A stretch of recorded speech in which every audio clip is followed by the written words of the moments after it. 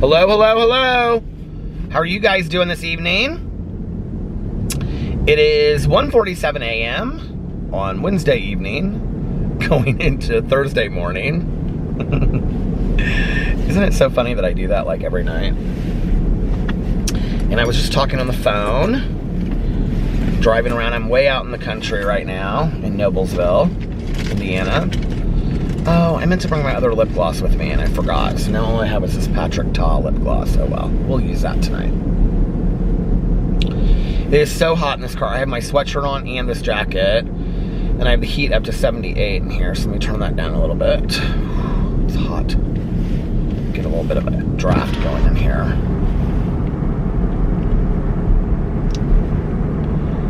How are you guys doing tonight? That slid right off my lip. Hold on.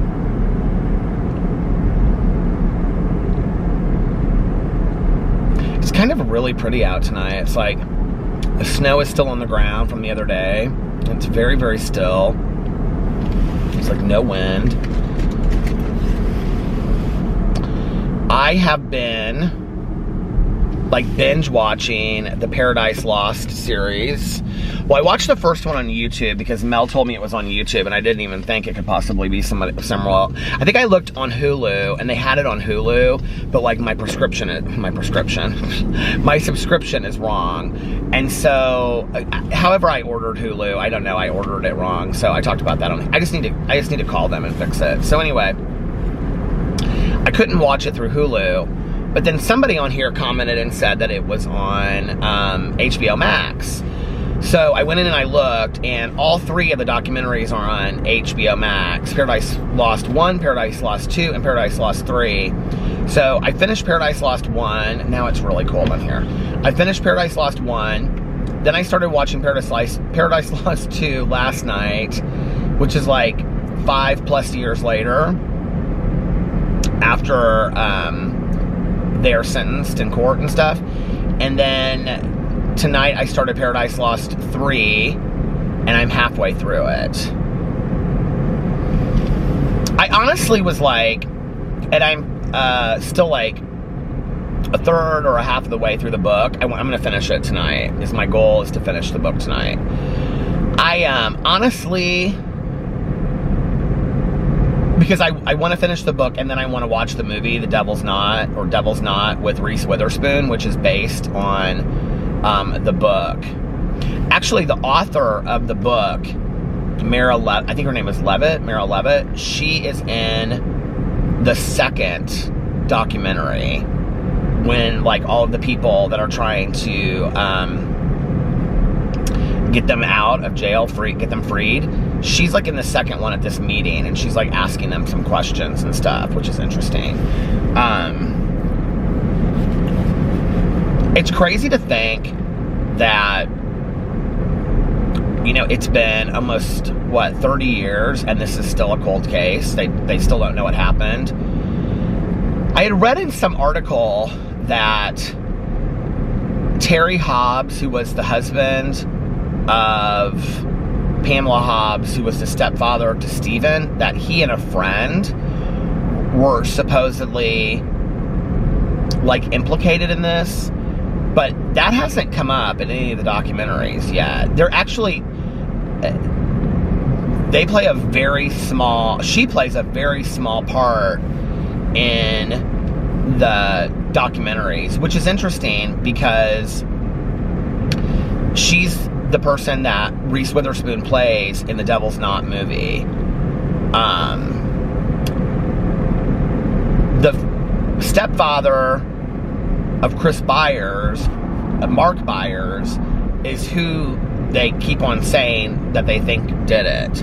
And he's the guy, if you've watched the Paradise Lost documentaries, he's the guy that like, he's just, it goes on and on. I mean, it's hard to watch him.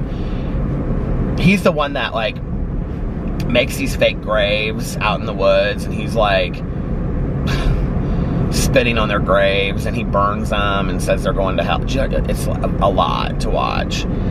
And I mean, it's kind of crazy town. So I was Googling him because I wanted to see where he was now, and he actually died in a car accident. June 22nd of 2020. He just passed away last year. So I guess we'll never know if he was part of it or not. I mean, if we do find out, I mean, he's gone now. In the second one, it's interesting because I was asking Mel, because she doesn't have access to the second and the third documentary. And I was telling her that she was missing out on a lot of information because in the second one, the bite marks come out. I don't know if that's in the book yet. I haven't got to that part. But in the second documentary, they talk about the bite marks. And Mark Byers actually had dentures. And they never really come out and say when he got the dentures. Like, he tells one person that he got into a fight and lost all of his teeth. He told these people sitting on the stairs that are trying to, like, free Damien Eccles and Jason and Jesse Miss Kelly. I can never remember Jason's last name. He tells them that he was taking, I think it's Tegretol for seizures, and that he lost his teeth, were just kind of whittled down from that medicine. And I have heard that happen from certain different kinds of medications, so that could be true. I don't know. It's crazy to think that they, like, still to this day have no idea what happened, you know?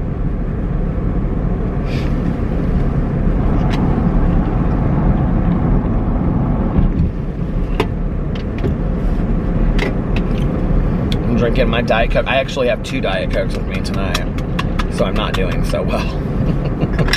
I have this one, and I have another one, and I had another one with my dinner earlier tonight. So I think when I get done with this case of Diet Coke, I know I've said this before, I know that, but when I get, because I know when I say it, people are like, oh, you say that all the time. When I get done with this case of Diet Coke, I think I'm going, if I have it there, I drink it. That's the problem. Because if I don't have it at the house, then I really only ever get one if I go out to dinner, and I rarely do then. Or if I get a fountain pop with Tanya. And most of the time that I get a fountain pop with Tanya, I get a bottle of water. I actually have half of this. Well, I opened this bottle of water earlier, so I still have this. So yeah, I have been kind of binge watching those shows and reading into the case because I want to know a lot about the case for the book club on Sunday. Whenever cases are not solved, I find that they're more interesting to read about. I don't know why.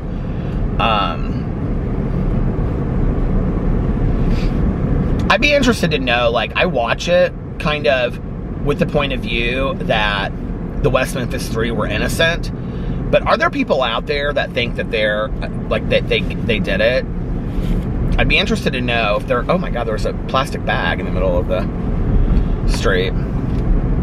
Like the Katy Perry song, did you ever feel like a plastic bag?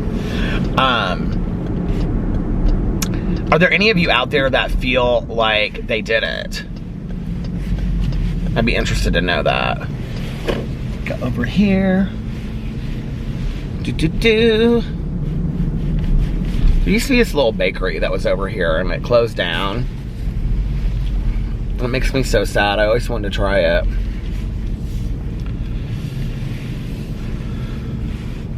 I did so much today. I got up, and I was laying in bed. I snoozed the alarm forever. I stayed up way too late last night watching these documentaries, and listening to the book last night and stuff. Look at that Paradise Shaved ice cream shop. Look how cute that is. I guess. It used to be a bank because you can drive through. Look at that. Here, we're going to drive by here and look at this. Paradise Shaved Ice and Ice Cream Shop.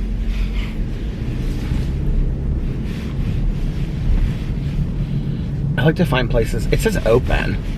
These places need to remember how to turn off their signs. Do you think it's open right now? Well, it says closed on the door, but then it says the open thing. See? Look at that, how cute that is. Can you see? Hold on. Look at that. That's cute, isn't it?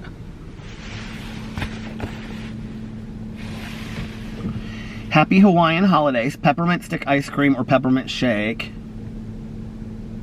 Try our peppermint stick ice cream or peppermint shake. How is that Hawaiian holidays? I'm confused. I don't get it. They have like Aloha everywhere in there. Do you know what I wonder if they have? Do you know what I've wanted lately? I know this is so silly. Dole Whip flavors. If you live in Indianapolis, around the north side, let me know if you know where they can get those, like those boba drinks. Do you know what I'm talking about? Look at this. You can drive through here. I'm gonna drive through.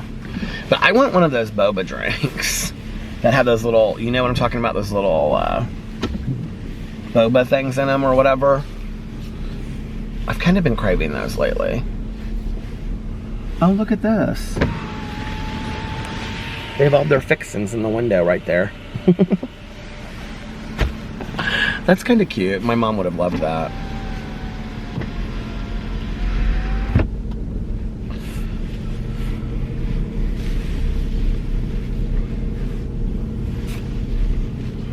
So anyway, what was I saying? So I got up today. I'm gonna drive back through here. Bink, bink. Oh my Lord. Nobody's there. And then you can go over the street, across the street, and get your Kentucky Fried Chicken. And then you can come over here and get your hair cut at Supercuts and get your nails done at Modern Nails. And then come down here to Sherwin-Williams Paints and you can buy your paints to paint your house. Or your shed if you want to. Oh my gosh. Okay, so I got up today and I kept on hitting the snooze bar on my phone and on the alarm clock. And I was like, I could just sleep forever today. And that plastic bag is like huge. Looks like there's something in it. Glad I didn't hit it.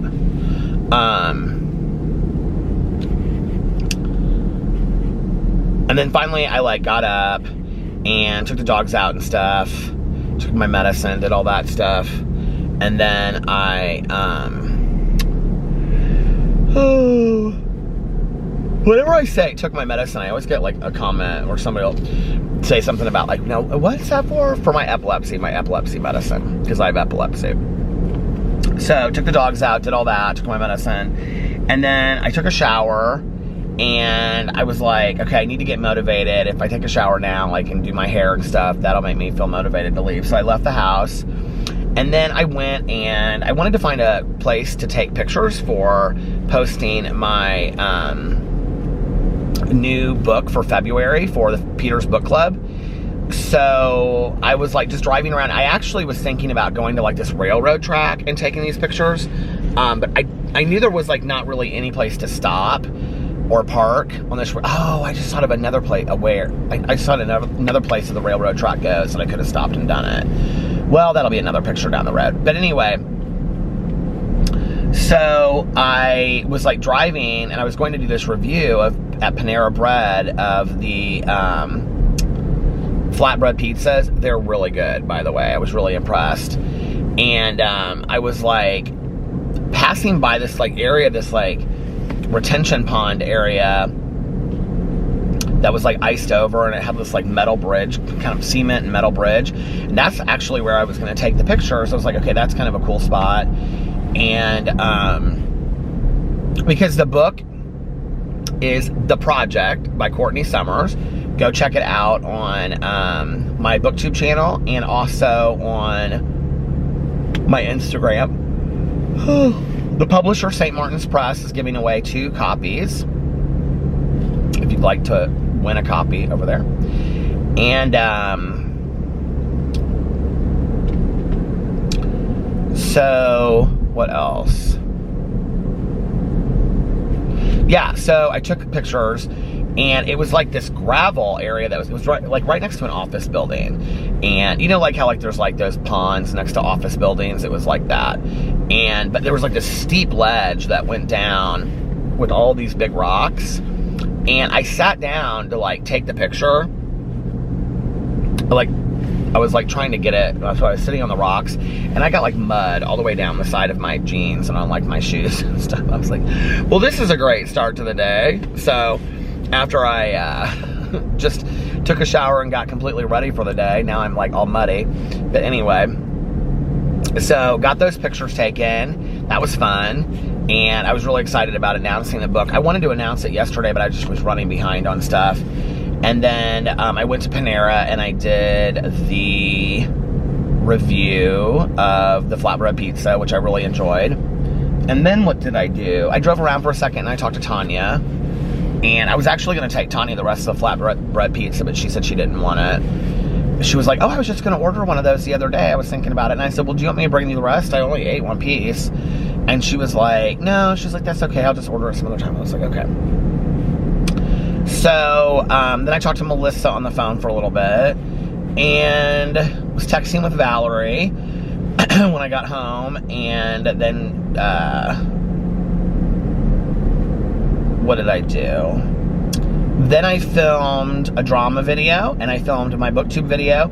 I already have my Peter Does Stuff video from yesterday that I had filmed, so I posted that. It was scheduled to go up today. And then I posted my Peterisms video from yesterday that I had already posted. So I had already filmed my vlog. Or did I film my vlog today? No, I filmed my vlog last night, right? Yeah, I filmed my vlog last night. So I have my vlog from last night. Oh, last night when I came home, I stayed up and watched a show. So I like rendered it last night and uploaded it while I slept. So the vlog was ready to go when I got up today. Yeah, I did it last night. And so I posted the vlog at like 4 o'clock today, 3 or 4 o'clock, which is kind of nice getting up earlier. But you know what's funny is when I post it earlier, it gets less views because I think that people are more used to it going up like after 6. It's funny because if I post it at like 3 or 4, like it doesn't get as many views as if I post it at like 9 or 10 o'clock at night. Like it will get as many views in an hour if I post it at 9 or 10 o'clock at night as it does like over 5 hours if I post it in the afternoon. Isn't that funny? What do you guys, what would be an ideal time to Eastern Standard Time? Put it in the comments. Why is the camera all like red? What is that about? That's weird, the coloring of the camera. What would be like a perfect time if you could pick whatever time I put it in my vlog? Put it in the comment section below. I think people are just kind of used to me posting videos later in the day because like on my drama video, I always post them at like 8. It just takes me forever to get everything done. So I'm laughing because I actually went into Audible because I was going to buy, I can't remember what book I was going to buy. I don't even remember what it was. I was looking up something. And then they didn't have what I was looking for. And so I was looking for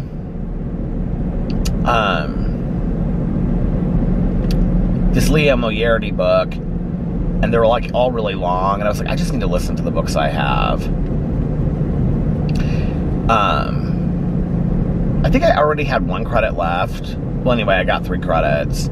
And then they had sent me a free copy of the project on like audio, but I have to go into my email like every time I listen to it and download it through this thing, and it's very confusing. So I ended up just downloading it off of Audible. So I'm going to actually give Tanya the copy of my book that they sent me because she wants to read it for the book club. So I'm going to give her the physical copy while I'm listening to the audio copy, and that way we can kind of compare them as well. I should do my book review of it with Tanya. That would be kind of fun, wouldn't it? Oh, that would be fun. She might do that if we're talking about just about a book. I told her I was going to give her Saint X, and she was like, do you think I'd like it? And I was like, I don't know. I mean, Tanya likes those kind of books. Oh, the Paris Hours. I was thinking about downloading that. Has anybody read the Paris Hours? I'm actually thinking about that being my March book for Peter's Book Club, but I'm not sure. It's like on the bestseller list. It's like 4 people's lives. I think it takes place in like the 30s in France, and it's supposed to be like 4 people's lives and how they interact, like, or how they, interconnect with each other over the period of 24 hours. It's supposed to be really, really good. That's all I know about it. So, has anybody out there read it? If you've read the Paris Hours, let me know. Or put in the comment section below I would like them to be more current books, but maybe books from the last year or current books now that you think would make good Peter's Book Club books. So let me know in the comment section below if you have any suggestions for that. So anyway, I filmed that, got the picture up, filmed my BookTube video, and then what else did I do? Alex went out to dinner with Sarah tonight to this cheeseburger place. I didn't want to go. It was like all cheeseburgers. He like got there and he was like, do you want me to bring you something? He sent me like the menu. They had like one, it was like a veggie burger. They had one, it just didn't look very good. And I was like, no, I'm good.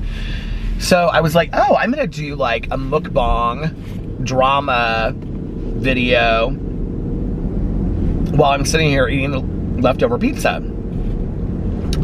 So while I was uploading this other video and watching it back and stuff, I ended up sitting there eating the pizza. So then it was like, well, I can't do this mukbang now, which is probably better anyway. But I don't like to talk and eat at the same time. So I then ended up filming this video, going through all of these different receipts about stuff, and I think I'm going to post it tomorrow.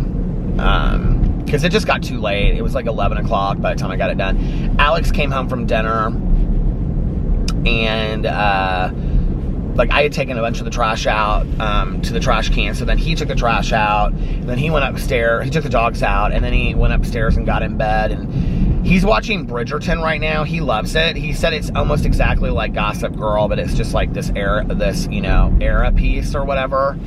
I was like, do you think I would like it? And he was like, I don't know. I really like more suspenseful kind of things. Has anybody watched on Amazon Prime this documentary series called The 11? I think it's called The 11. I saw it when I was looking for Paradise Lost. So if you've watched it, let me know. Or if you have any other true crime documentaries. I actually was thinking about, like, since Paradise Lost is on HBO Max, I need to go through HBO Max and see what all of their true crime documentaries are. Because there might be true crime documentaries from, like, years ago that I've never watched, you know? Although I would find that hard to believe because I've watched a lot of them. If you've watched the Paradise Lost things recently and you're part of the book club, does a lot of the music remind you of the same music that was in the Eileen Wuornos documentaries? Because it reminds me of that. So I did that video, and then when I got done with it, that took me to like 11 o'clock. Oh, while I was uploading it and doing this other stuff, I was watching, I keep on wanting to say Paris is Burning. I was watching Paradise Lost 3. Well, I finished 2, and then I started watching 3. I finished Paradise Lost 2, and then I started Paradise Lost 3 while I was sitting there. Oh, Alex bought us a new printer. So he had ordered it I think from Amazon or something, and it came today. And so he was putting that together. It's a nice printer. We haven't had a new printer in like, probably 10 plus years. And I don't know how to print stuff out from my computer on the printer that we have. So this new printer that he got was one that we can like match up with our computers or our phones or anything, which is really nice. So,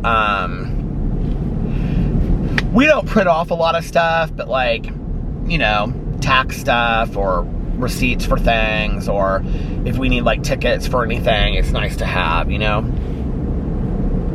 So we got that, and then he was putting that together, and then he went upstairs and he was like hanging out in bed with the dogs watching Bridgerton, and I had like washed the sheets and stuff earlier, so he like put the sheets on while I was getting that stuff done, which was nice. And so yeah, tomorrow he works late. He goes into work late and he works late tomorrow. So he gets to sleep in. Little guy, taller than me. He deserves to get a good night's sleep. So he went to bed at like 12. And he isn't going to work until 10 tomorrow. So he'll get a good 9 hours of sleep. He was maybe in bed before 12, I don't know. He's watched a lot of that Bridgerton already, though. He likes it. So that was my day. Did some Cameos. People just keep on ordering the Cameos. I mean, I love it. It's so sweet. I mean, it really is nice. But it's just kind of like crazy to me that It just hasn't slowed down. I thought it would slow down eventually, but it hasn't slowed down, which is really nice.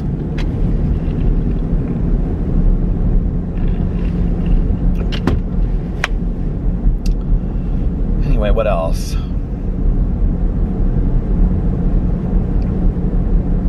I don't know what else. I should have read some of the comments to see if anybody had anything they wanted me to talk about.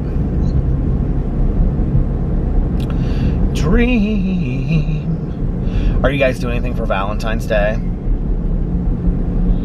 We have special plans for Valentine's Day, but I'm not going to say until the time comes. And I'm excited. I love this house right here. It's like way back there. And no, we're not going out of town.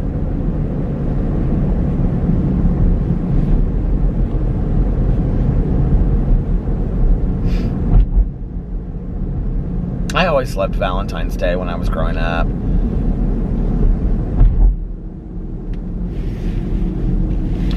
You know, it's funny because when I was in school,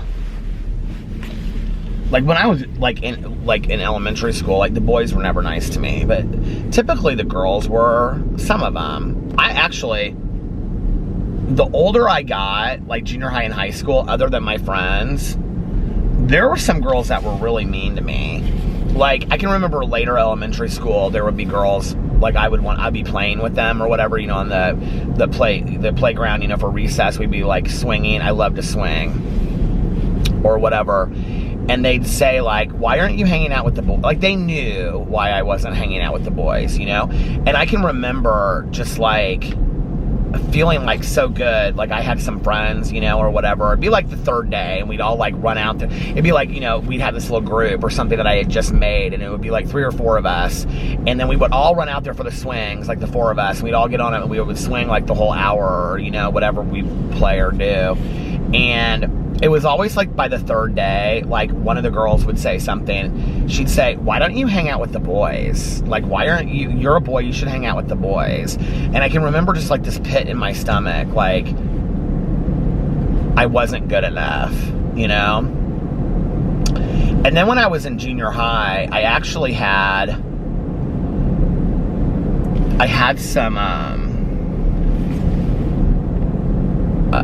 some really popular girls make some kind of like just like mean statements to me about just like, not necessarily about being gay, but just being like, I don't know.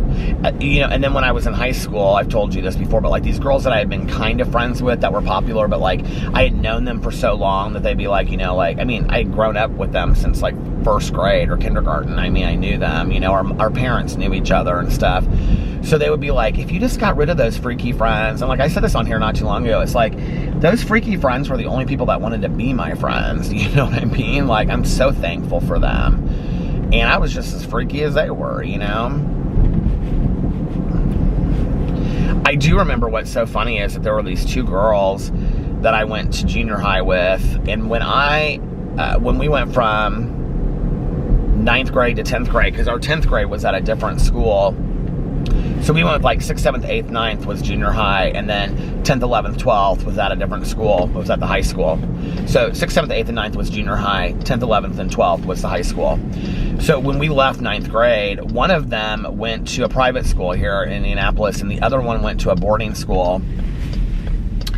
And she ended up like being in some movies and stuff. And I was kind of like weirdly like, I don't know, like obsessed is like really kind of pushing the word a little bit, but I was very intrigued by these girls. And they had really, really cool style, and they were very different and very confident, very, very confident. And I almost kind of think that was what I was attracted to the most about them. Like, not attracted in any kind of romantic sense whatsoever, but attracted to them as like people. And I can remember like this one girl, She sat like next to me in like the science class, and I remember she had like, her hair was like this like severe bob, and it was like really, really like white blonde, and then she had this like spike right here, and she'd always like color the spike like a different. It stopped. But I remember she always wore like jeans that had like holes in the knees. Like, this was long before anybody did that, like deliberately. And then underneath it, she would have like tights on that were like white lace tights. And so you could see like and she would wear like big Doc Marten shoes. This was like in 9th grade, you know? And the other girl, I can remember, she was like, just very like cool and different in her style. And I can remember she would wear like these long, like she always went to like visit, she had like a sister or something that lived in Los Angeles, and she would always wear these like really long like hoodies and like leggings. But then she carried like this was before anybody knew this stuff. She carried like this Louis Vuitton purse, and I remember she had like a Rolex watch in like 9th grade, okay? Like, nobody that I went to high school with had any of that kind of stuff. And I remember she was like real different, and she actually, I remember, read the Frances Farmer book, because she was in my typing class with me, and we were both the only ones that like got A's in that class. I am like such a fast typer. I can remember, I don't know, I think I got it from my grandma. My mom used to say to me, your grandma was, you know, she always said, like, typing and bookkeeping, my mom would always say, your grandma was like incredible with numbers. She was such a great bookkeeper. Yeah. In retrospect, I found out how good she was with numbers. So anyway, sadly enough. But anyway, my grandma was a great typer, and so was my mom. And so my mom would always say to me, it was such like an old school kind of thinking. I think it's so weird when I look back on it. She would say, whatever you do, make sure that you learn to type well, because, and it did help me, you know, like in life with like on computers and stuff like that. I think I typed like 120, 130 words a minute back in the day with no mistakes. And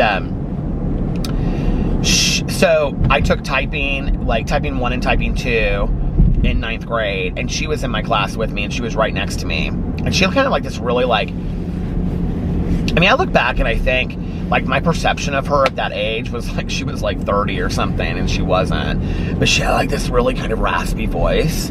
And I remember she'd always read real different books. Like, she read, and I had known who Frances Farmer was because I had watched the movie Frances with Jessica Lange with my mom. And I remember I looked over and she was reading the book, like, Will There Be a Morning After, I think is what it's called.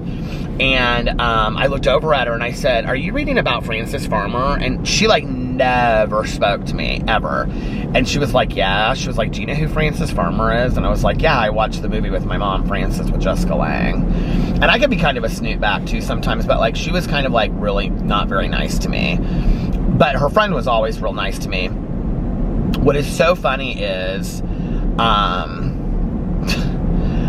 they're like neither one today. I mean, I'm not friends with them. Only one of them do I know, like I'm friends with on Facebook, but I know what the other one's doing today. And they're both just like so laid back and completely humble. Like, the other one is like the one that was like in a lot of my classes with like the spiky hair or whatever. The other one I didn't really know. She moved here and she was here for like 2 years.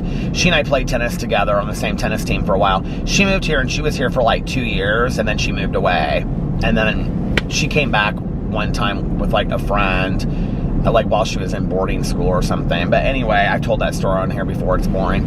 But anyway, I think it's just interesting, like, who, like, we think, you know, I just always thought she was so kind of, like, different and cool, and I didn't care what other people thought, either. I think that was part of what was really intriguing about her to me. But the other one is, like, a mom of, like, 3 kids, and she's married to, like, a guy that, like, you know, just has a very regular job. And so I reached out to her on Facebook. I don't know how long ago it was, probably 5 or 6 years ago.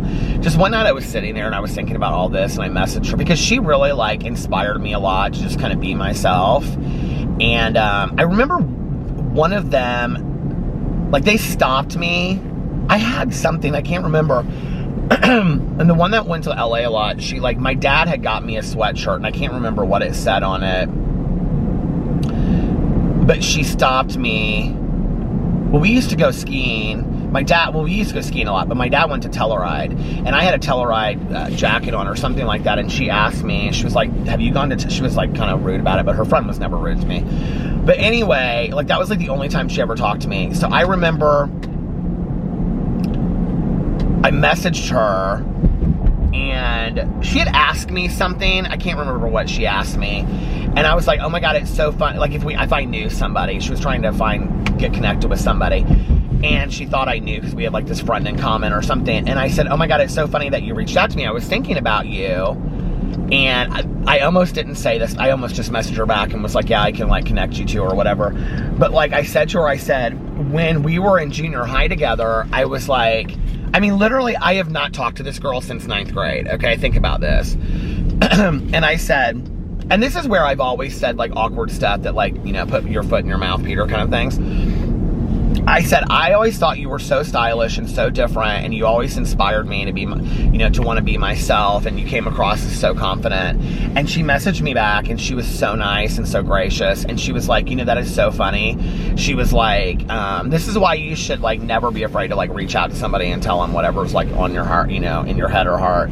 And she said, you know what is so funny about that is she's like, I just lacked any kind of confidence when I was, you know, that age. And she was like, I said, you probably don't even remember me like at that age. And she was like, oh no, I totally remember you, and I remember you sat next to me in science. And she was like, I always thought that you had the coolest style, and you were so different and so individual for your, like, being a guy at that time, and I know how hard that was and whatever. And she was like, I always thought it was the coolest thing. And it's so funny, you know, that like here was this person that I possibly could have been friends with, but like I was too afraid to like even say like, hey, you know, do you want to hang out sometime or whatever, you know what I mean? Like, I don't know, it's just like, I think like a lot of those examples come from like junior high and high school because those are the most prominent ones for me. But in reality, like I've had examples like that my entire life. Like I try not to do that today. Like when I am like like I just saw a friend of mine the other night at the meeting, and like he and I have been friends for probably 8 or 9 years now. We're both about the same age. And he was in my group, and so he came up to me afterwards because of something that I shared, and he like shared something with me, and we were kind of laughing and talking as we were like putting up our chairs, because we had to put up our chairs like on this rack because they have folding chairs there. And he's just like such a nice guy, and you know, he lives close to me, and he's married, and he has got like, you know, grown kids and stuff, and but we're like the same age, and he's like semi-retired, and whenever he's always like, yeah, he always says like, I don't have a lot of people to like go get coffee with and stuff like I used to and whatever. And so I turned to him and I said, we should go get lunch or coffee sometime. And he said, I would love that. He was like, I don't really, you know, he was like, yeah, I don't have as many people as I used to hang out with. And I was like, we both have each other's numbers and stuff. We're really not that close at all. And I was like, well, hit me up. I said, and let's, you know, go do that. And he was like, okay. So if I don't hear from him in the next couple days, I'll text him and ask him. Because it was like, I'm at the point now where it's like, I don't need tons of new friends, but it would be nice to have different people to do stuff with every once in a while. You know what I mean?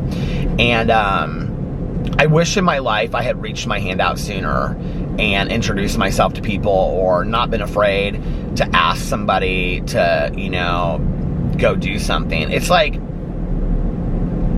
I think it's this crazy, ironic kind of thing that people can get on these dating apps and not know each other. And it's the safety of the dating apps and all that stuff, right? And Match.com and eHarmony and all those things and Plenty of Fish. I think it's the safety of sitting behind a computer screen or a phone screen or whatever. But it's like you can swipe left or swipe right and judge somebody based on just, you know, 5 lines of what they've written about themselves and a picture, you know? And we can do all of this, but God forbid we ever ask somebody to like be our friend. You know what I mean? Like, I've always said that it would be nice if there was like an app just for like making friends, you know? The thing is, and yeah, sure, a lot of social media is like that. Like, I feel like YouTube's like that, and I feel like,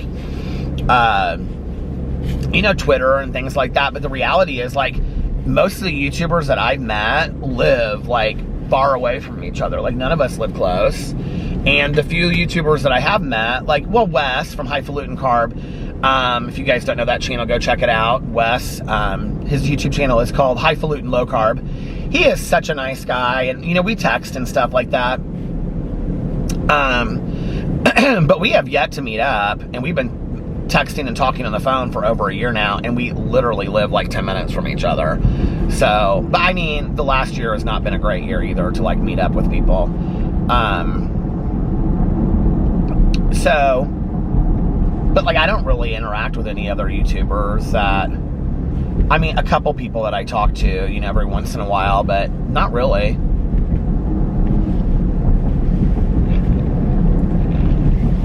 I honestly wish there was, like, a booktuber that lived here that I was friendly, like, really friendly with.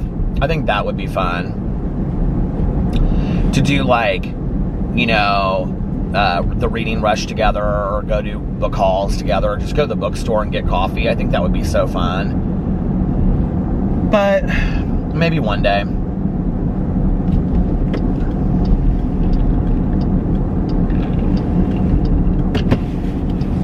I say that, but I get my butt out of the house so late, and I don't get anything, you know? Then it's like, even if I had that in my life, it'd be like, okay, well, you might want to get up a little bit earlier so you can do these things. Where am I at on time? Okay. I keep on saying every night that I'm not going to vlog for very long, and then I end up going like an hour. I think it's kind of funny.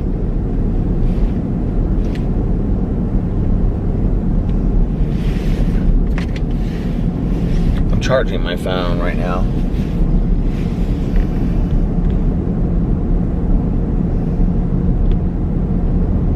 I do think it's hard to meet friends, so I think even when you're younger, you know, like in junior high or high school, I think it's hard to make friends, and it's like,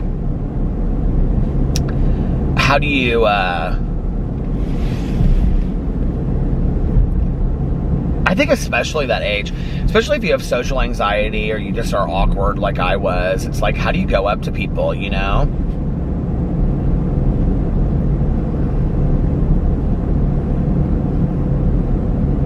I mean, really, I look back at my friends in high school, and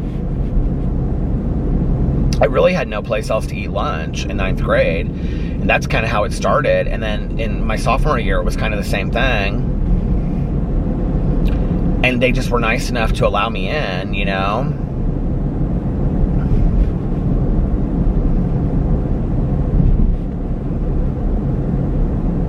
Had they not, you know, I look at my life like that. Had Tanya not said to me, hey, stop by sometime, you know, smoke a cigarette.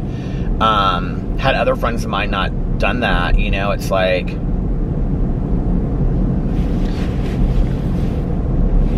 I probably wouldn't have had half the friends in my life, most of them. And then I think about the times that I have reached out to people, and it's like, those are some of my greatest friendships I've ever made, or my great, you know, like with Alex, you know, I reached out to him, and I, like, started that, like, because I wanted to take him out on a date. With my ex, it was the same thing. I went up to him, and I put this matchbook in the back of his pocket, and I remember he came up to me, I had my number on it, I said, call me sometime, and he came back up to me, like, he, like, literally turned and walked around, he goes, I was standing there with my friend, and well, there's more to the story than that, because I said I wasn't going to go talk to him, and my friend said he was going to go give him his number if I didn't go talk to him, and I said, actually, it was the weekend that, when I talk on here about my friend, my friends whose son died of sudden sniffing death syndrome, who I used to go and talk with,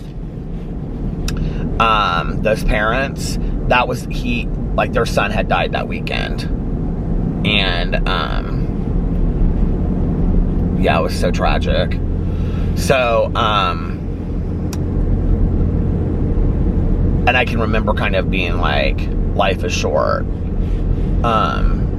So, Peter, if there are things you want to do, you need to do them now. Like, that really impacted me.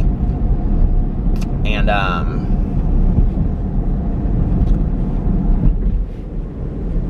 that was one of the very first major losses I ever experienced to drugs. And I think also that I saw, like, fully just kind of take over the family. And they're kind of like, you know, like the majority of couples, like parents that lose kids to addiction, like, you know, the majority of them get divorced and their lives don't make it. Like this, my friends are still together. You know, that was 2001, so it's been 20, God, it's been 20 years. I can't believe it. And, it's unbelievable to think, you know, that, I don't know, they're really, really strong. It's like my friend Lori and her husband, you know, they lost both of their sons to heroin overdoses. She found her one son, and her husband found the other son in their house. And, you know, I can remember asking her, I was like, how do you go on? And she was like, what's the alternative? She was like, you know, like, trust me. She's like, we've had some very difficult talks, which I didn't ask her about all that. But she said, you know, like, our boys would want us to continue to live a great life. And she put everything, she does like so much volunteer work. She goes and speaks to people, parents groups, you know, people in treatment about heroin overdoses and, you know, the dangers of addiction and things like that. I mean, Lori's amazing, and her husband's amazing too. And she actually was in like one little episode of mine, one little vlog of mine when I was at the casino, like, God, years ago, and she came and said hi in the vlog. Do you guys remember that? She's incredible, you know. And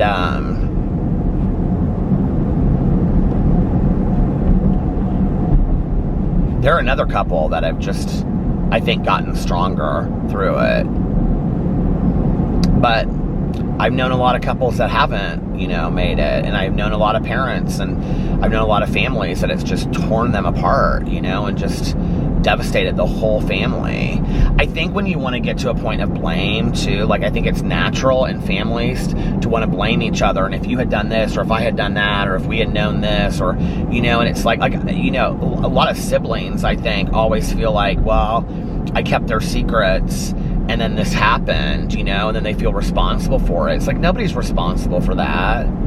You know, like, I've been sober long enough to know this is probably one of the most important things I have ever learned about being in a 12-step program, working with people in a 12-step program, is I can't get somebody drunk and I can't keep them sober. Like, I don't have that kind of power, and neither does anybody else out there. You know, nothing that I say or do can get somebody drunk or using again. Like, if they do that, that's their choice. And I don't take responsibility for that. And I also can't keep somebody sober. And trust me, there have been times in my life that I have wanted it so much more than I think the person did themselves. You know, I've had so many friends of mine in sobriety that, like, I have really, really wanted them to get it. And, you know, some of them did. Some of them, it took a lot longer than, you know, it had to, I think. And other people, they just still don't get it today. And it just is devastating to me, you know? But it's like, it's a recovery saying, and it's the truth. Like, I'm not that powerful, you know? And neither are any of you out there. So if you think that anything that you can do is going to... I mean, there are things that you can do that can make the process different, like not enabling that person, setting healthy boundaries and limits, you know, all of that. But, like, you can't keep somebody sober. You just can't, you know?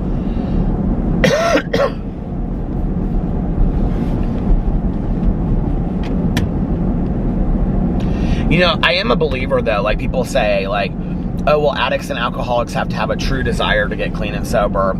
Yes, I believe down the road. But I don't believe that you have to have a true desire when you come into the rooms of 12-step programs where you originally get sober. You know, I've met a lot of people. What was I watching the other day? I was watching something the other day, and they were talking about 12-step meetings, and they said something about a lot of people come in on court cards. What was I watching? Oh, I think it was The Real Housewives of Orange County, and I think it was Kelly and Bronwyn going back and forth. And Kelly said something about people coming in that, like, they're not serious because they're there on court cards. I don't know if you know what court cards are, but court cards are when, like, you're mandated by the judge to go to so many meetings, which a lot of people have to go to meetings every day. Yeah, there are a lot of people that just come in and they put their court card in there, and once it's signed, they're out of the meeting and they leave, and they never engage and they never share and they don't work a program, but they have a right to be there like everybody else. But I've also known a lot of people that have gotten sober that way, that would never ended up in 12-step programs had they not been forced by the judge in the court, because a lot of them are in drug courts. I totally believe in drug courts, by the way, where there's like a specified structure for what you do, like, you know, like an outpatient program, meetings, drug screening, all that kind of stuff. Drug courts have been proven to work. But if the structure, you know, I think is followed and all of that. But I've known quite a few people that came into the rooms because of court cards and did not want to be there and had absolutely no desire to be there, but had stuck around long enough that the seed was planted. And I have some friends of mine today that are literally work amazing recovery programs and are so giving to the community, not just recovery community, but the community at large. And they are literally changed people and have repaired relationships in their lives and, you know, gone on to, I mean, some of them have become police officers and judges and attorneys and, you know, doctors. And some of them have, you know, worked in stores or restaurants. I mean, it's not about these high achievements. It's that they have lives today, right? And they came in off of court cards.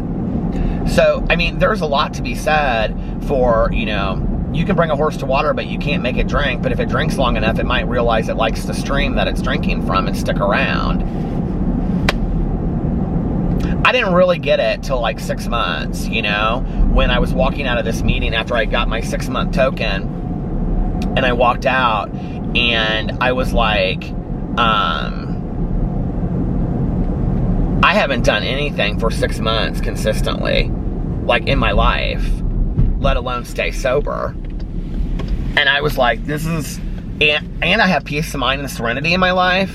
And my dad's not on the butt every single, my ASS, you know, calling me and just, you know, I don't have my friends mad at me. You know, I didn't like puke in somebody's car or, you know what I mean? Like, it's just always, I wasn't flirting with somebody's boyfriend. You know, it was just like, and it was just kind of like come to Jesus moment, where I was like, this moment of clarity, where I was like, I don't mean that on a religious action, I mean that on, you know, the battery is dying. To change the battery or to not change the battery. But, you know, like,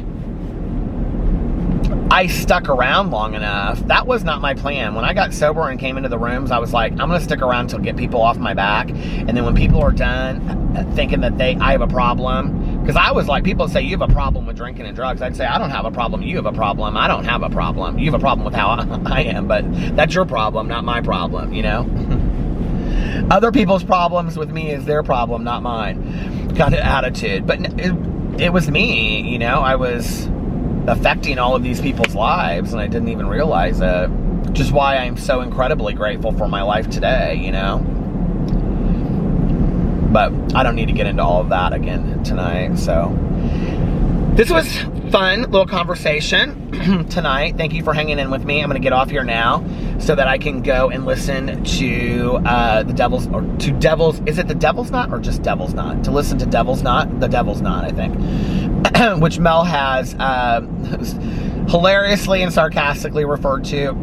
Her new title for it is The Devil's Headache, because it's so long and it just was never ending.